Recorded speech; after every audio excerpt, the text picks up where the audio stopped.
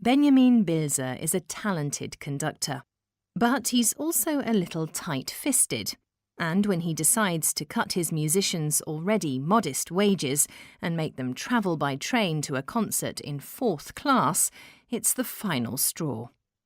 50 of the 56 musicians refuse to sign Bilser's new contract. They decide it's better to go freelance than let the popular maestro treat them like day labourers. On the 1st of May 1882, they sign a notarised agreement binding the members of the new ensemble to mutual steadfast solidarity.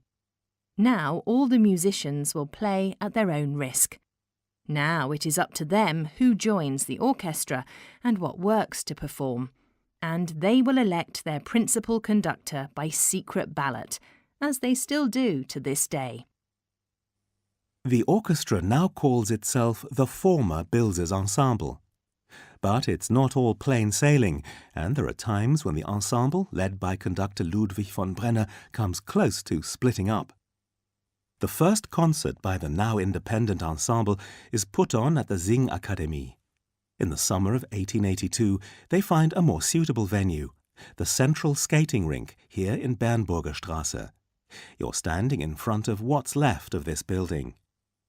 Go through the old archway into the courtyard.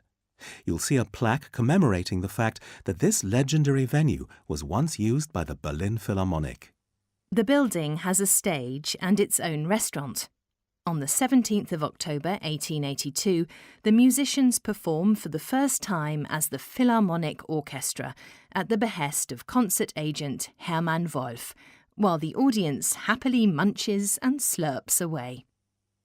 In 1887, Hans von Bülow, a progressive and uncompromising conductor, takes over at the Berlin Philharmonic.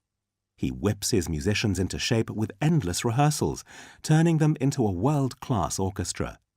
Meanwhile, the architect Franz Schwechten is rebuilding the old roller skating rink. The stage that was originally off to one side is moved to the end, and the panelled ceiling is raised and decorated with sound-absorbing plaster. Stucco medallions and portraits of composers adorn the walls. The auditorium can now seat 2,500 people.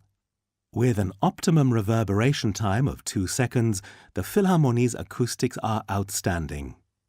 Many of the world's leading musicians play here in Bernburger Straße until the Philharmonie is razed to the ground by an aerial bombing raid during the Second World War.